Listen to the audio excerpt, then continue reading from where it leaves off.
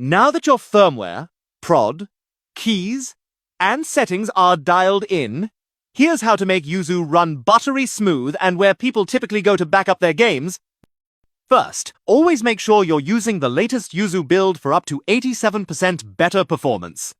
In Yuzu, go to Emulation, then Configure, and then Graphics. Advanced, set accuracy to normal, enable asynchronous GPU shading, disk shader cache, and fast GPU time.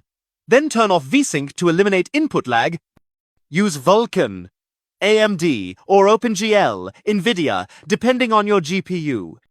Enable multi-core CPU emulation, and optionally try unsafe CPU accuracy for extra FPS, but it may crash some games. On Windows, run as admin, set your power plan to high performance, install Yuzu on an SSD, and make sure your GPU drivers are up to date. Now let's talk about where some people find their game backups. Not recommending, just sharing info. This is purely educational. Make sure to always back up your legally owned games. Piracy is haram.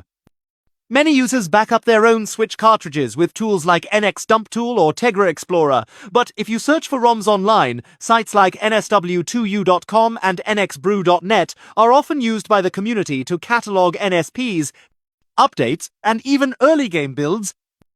You can also search on archive.org for terms like Switch NSP Archive or Nintendo Switch ROM Pack. Archive.org is completely safe and legal, often used for digital preservation. Some directories require a free login to access the files, but you can easily create one to get started. Just a reminder, these sites aren't affiliated with Nintendo, and it's your responsibility to only download games you legally own or use them for educational purposes. Now that you have your NSPs or XI Switch game file types, open Yuzu, add a game directory, and select the folder where you downloaded those game files, and your games will pop up. You can also use third-party controllers or just your keyboard. Just configure them in the emulation, then configure page in Yuzu gyro controls also work if your controller has it.